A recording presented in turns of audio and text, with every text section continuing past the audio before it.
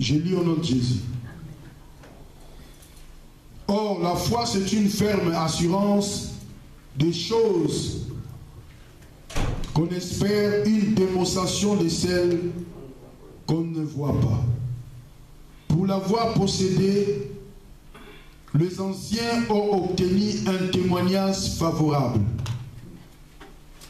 C'est par la foi que nous reconnaissons que l'univers a été formé par la parole de Dieu, en sorte que ce qu'on voit n'a pas été fait des choses visibles. Que Dieu bénisse sa parole. Amen. Seigneur, je me confie encore à toi en ce moment. Que ta grâce, ta faveur nous accompagne. Que le Saint-Esprit soit l'invité d'honneur. Mets ta parole dans ma bouche. Oriente-moi, dirige-nous, afin que nous puissions recevoir quelque chose de ta part. Couvre-moi encore par ces manteaux prophétiques. Dans le nom de Jésus, j'ai ainsi prié. Amen. Amen. Ce matin, nous allons parler de la foi. La foi. Alléluia. Amen. La foi que la Bible nous définit comme la foi comme une ferme assurance des choses qu'on espère et la démonstration de celles qu'on ne voit pas. C'est quoi la foi? Alléluia. Comment on peut fonctionner dans la foi? Comment on peut obtenir la foi? Alléluia. Donc, nous allons essayer de voir l'importance de la foi par rapport à notre vie chrétienne. Parce que quand on parle de la foi produit les miracles. Parce que quand on a des situations difficiles, parfois on perd même le sens de la foi. Quand tu reçois le Seigneur Jésus comme Seigneur et Sauveur, c'est par la foi que tu crois que tu es devenu enfant de Dieu, n'est-ce pas? Amen. Tu as cru en Christ et tu deviens enfant de Dieu. Tu l'as accepté, soit par récitation, soit par la parole qu'on t'a donnée, soit de toutes sortes de manières. Tu as cru, c'est pour cela que tu deviens chrétien. Mais quand tu crois, tu deviens chrétien, tu deviens enfant de Dieu, le Seigneur te donne l'autorité. Le Seigneur te remplit de la puissance. Le Saint-Esprit vient habiter en toi. Tu marches accompagné du Seigneur. C'est à toi maintenant de t'exercer par rapport à ta foi. Il y a plusieurs hommes qui ont, les anciens comme la Bible nous dit, ils ont hérité de la foi à cause de leur témoignage. Leur témoignage faisait que leur foi augmentait aussi. Comme si nous lisons la Bible, nous allons voir l'histoire d'Abraham. Alléluia. Abraham, il était appelé par Dieu de sortir de sa patrie, de sa nation, pour aller à une terre qui a été promise. Mais la terre qu'Abraham partait, Abraham ne connaissait pas cette terre-là. Donc c'est par la foi qu'Abraham a accepté de quitter sa patrie, de quitter sa nation et d'aller à une terre qu'il ne connaissait pas. C'est par la foi, quand on lit la Bible, on verra qu'Abraham a hérité de cette terre. Ses descendants ont hérité, Isaac, Jacob et tout Israël, ils ont hérité d'une promesse que le Seigneur a promis et il a réalisé. La promesse. Nous aussi, en tant que chrétiens, nous devons comprendre que nous sommes dans ce temps de la grâce, nous sommes libérés par la grâce, mais la grâce est accompagnée par la foi. Alléluia. C'est par la foi que nous comprenons que nous sommes libres. C'est par la foi que nous comprenons qu'il n'y a plus de condamnation pour tous ceux qui sont en Jésus-Christ. Tout fonctionne que par la foi. C'est par la foi que Enoch a été enlevé et il n'a pas connu la mort. Pourquoi? Parce que Dieu a trouvé à Enoch qu'il était juste. La foi s'exerce dans la vie d'une personne qui est juste. Dis à celui qui est à côté de toi, celui qui est juste. Parce que si tu n'es pas juste, je ne sais pas comment tu peux fonctionner par rapport à la foi. Parce que celui qui fonctionne par rapport à la foi s'appuie à celui qui agrée la foi. La Bible nous dit, sans la foi, on ne peut pas être agréable à Dieu. Donc nous devons fonctionner dans la foi pour hériter ce que Dieu nous a promis. Dieu nous a promis plusieurs choses, mais c'est notre foi qui fait que nous puissions l'obtenir. Il y a plusieurs exemples de Jésus-Christ de Nazareth sur terre. Jésus a fait des miracles et Jésus disait à tout moment que ta foi t'a guéri. Ta foi t'a sauvé. Quelle sorte de foi que ces hommes avaient pour que leur foi puisse les guérir, pour que leur foi puisse les sauver. Parce que quand tu as la foi, tu crois en Jésus-Christ, il y a d'autres chrétiens qui se stoppent là-bas. Il a la foi à ceux qui ne croient pas. Alléluia. Foi naïe. Et comme il parle même, parce que quand tu as la foi, la Bible nous dit, comme une graine de sénévé, vous pouvez déplacer quoi? Les montagnes. Donc cela veut dire que la foi produit les miracles. Alléluia. La puissance de Dieu se manifeste par la foi. Il n'y a pas une autre issue. Alléluia. Un jour, je prêchais. J'ai dit qu'il y a un homme de Dieu qui est parmi nous. Il est tenté de souffrir. Mais il ne veut pas dire. Dieu veut faire quelque chose pour lui. Personne. Alléluia. Amen. Après culte, tu continues à mon bureau, tu vas dans mon pasteur où il est, il parle là-bas. J'ai déjà donné peut-être l'exemple. Quand il est venu, il a dit que non, pasteur Isaac Ngaï. Qu'est-ce qu'il y a? Il a dit que non, il ne faut pas que ma colonie balle. Alléluia. Mon makolo, oh, pas de tchara sapato. Faut pas que kaka, balatio sapato, nini. Et puis aux autres, il pas où il soit bakatiawa, soit bakati kuna. Pourquoi? Parce que mon toit est diabétique. Na sa ma colonne c'est comme une noire. Alléluia. Donc cela veut dire qu'on doit couper les pieds. Abineza boye normalement. Je ne voulais pas dire ça à ma femme. Comme il y a à Boujaka. Il y a moi là, j'ai prié pour ça. Mais comme le Seigneur t'a révélé, c'est pour cela que je t'ai dit aussi. J'ai dit non, pas de problème, je viendrai chez vous, on va faire 3 jours prier, jeûne et prier. Et puis on va déballer cela.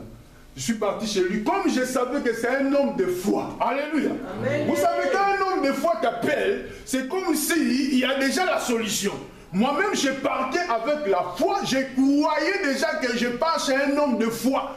Parce que c'est un homme qui croit d'une manière ou d'une autre, donc extraordinaire. Moi, je le connais, c'est un homme de foi. Je suis allé là-bas, on a prié premier jour, deuxième jour. Pendant la nuit, il y a une parole qui me vient comme ça, je dis que non, Zoa bassin, je vais laver des pieds, et puis c'est fini. Demain matin, moi je rentre parce que le Seigneur t'a déjà guéri. Aïe, la bassin, tu tiens ma colonne, tu plies, bon, on a bien accueilli. Tout le monde a zongi dans ma peu. Jusqu'aujourd'hui, il vient ici, il a ses pieds. Alléluia. Amen. Donc le Seigneur guérit par rapport à la foi. Donc sans la foi, on ne peut pas être agréable à Dieu. Tu peux avoir la foi, il y a d'autres chrétiens qui ont la foi, mais leur foi, ce n'est pas cette ferme assurance.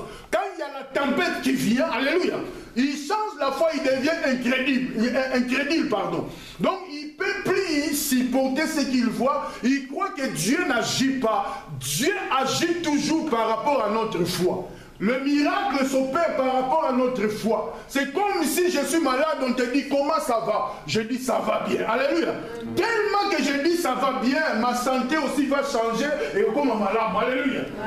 On te dit comment ça va, tu as des problèmes. On dit ah Nicolas a problème trop. Il y aura aussi des problèmes parce que de notre bouche, ce que nous confessons de notre bouche, c'est ça qui se manifeste. Quand nous disons des bonnes paroles, ces bonnes paroles doivent être manifestes dans nos vies par rapport à notre foi. La foi, c'est une puissance qui renverse les montagnes. La foi, c'est une puissance qui apporte la solution.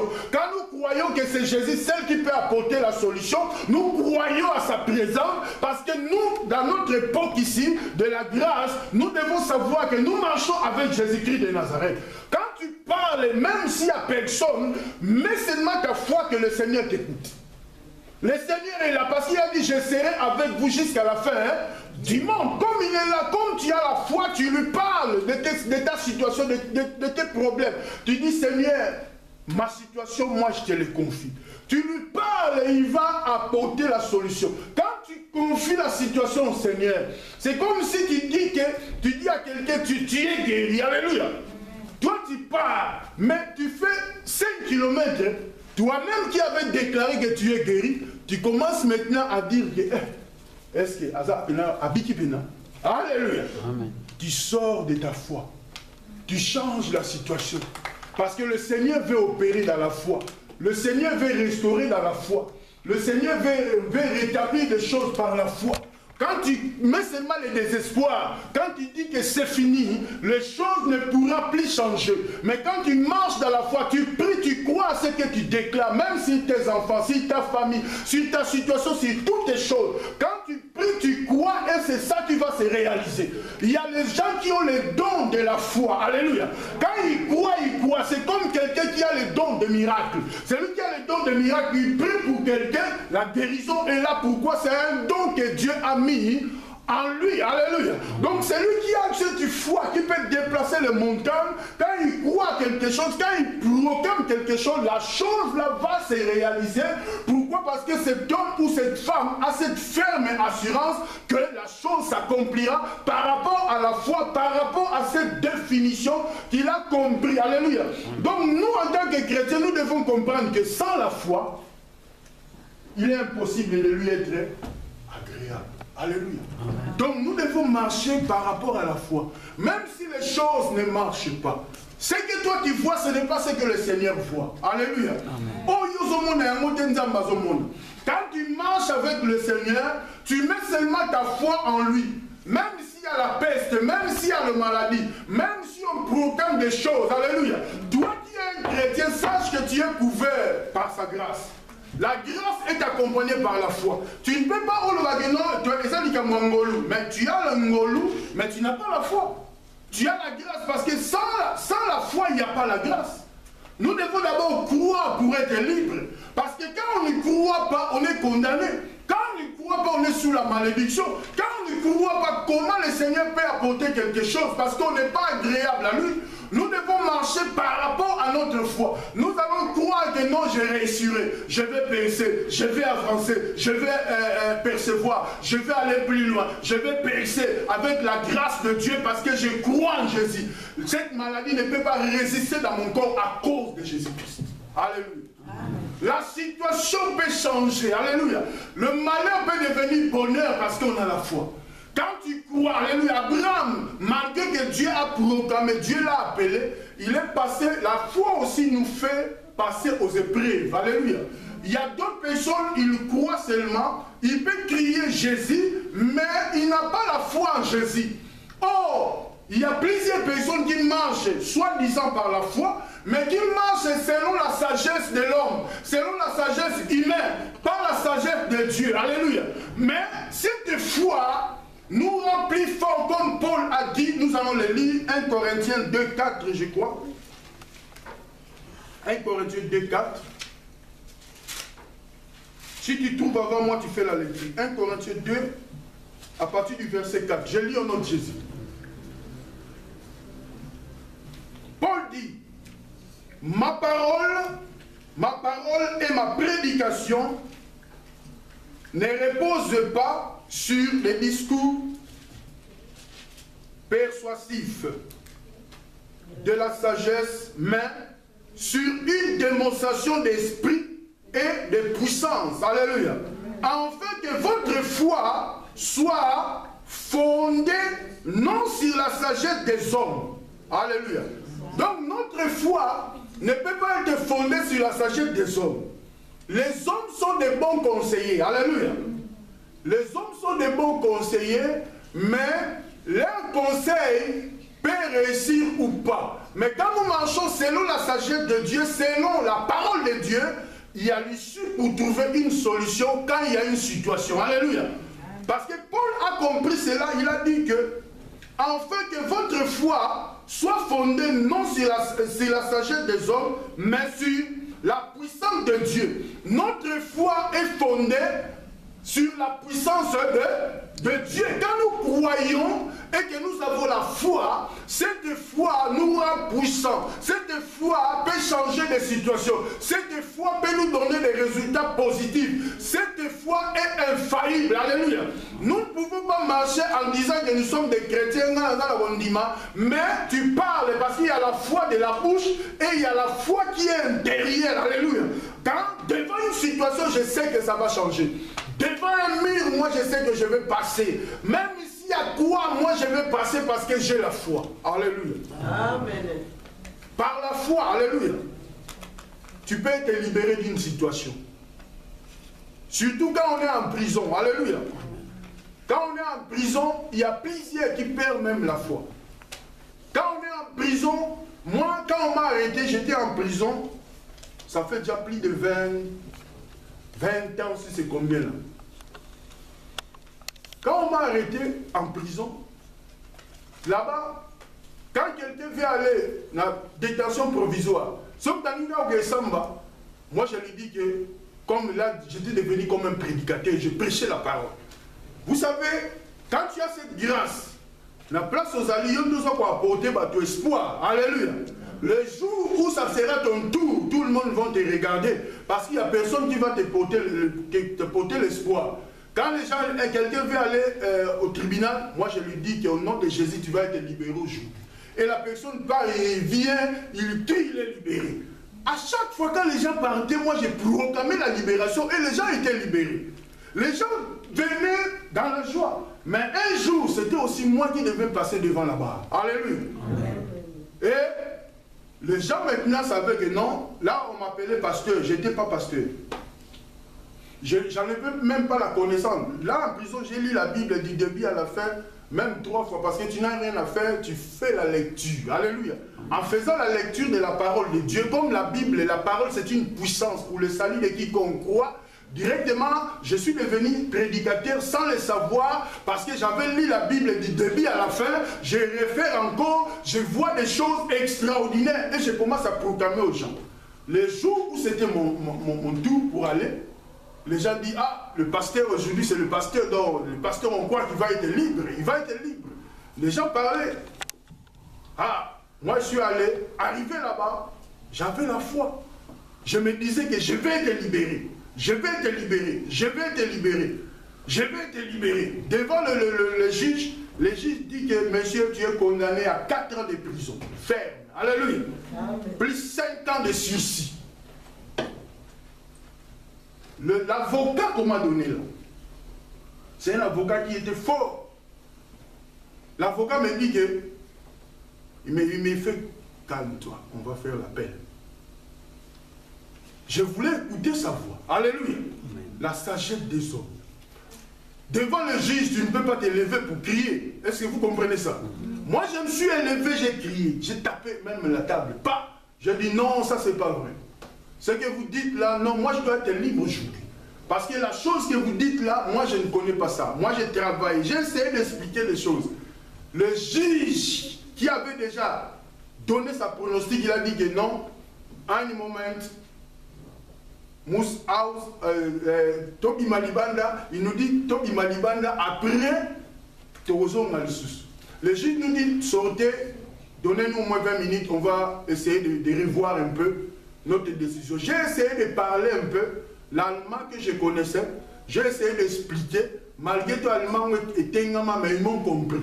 Je suis sorti et après 20 minutes, ça ne se fait jamais.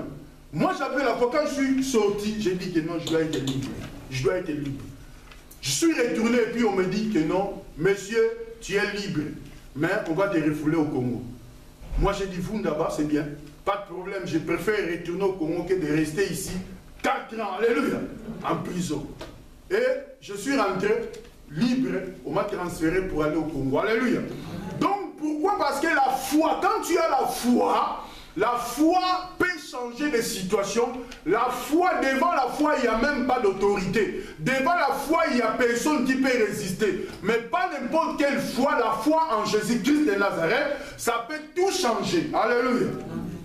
Ça, c'était l'exemple, mais c'est toi qui connais déterminer ta foi. Comment est ta foi dans des situations que tu as. La Bible nous dit ici, Paul dit, cependant, c'est une sagesse que nous prêchons parmi les parfaits. Sagesse qui n'est pas de ce siècle, ni des chefs de ce siècle, qui vont être réduits en impuissance. Nous prêchons la sagesse de Dieu, mystérieuse et cachée, que Dieu, avant le siècle, avait prédestinée pour notre gloire. Sagesse qu'aucun des chefs de ce siècle n'a connue, car s'il avait connu, il n'aurait pas crucifié le Seigneur de gloire. Alléluia. Amen. Donc nous Prêchons la sagesse.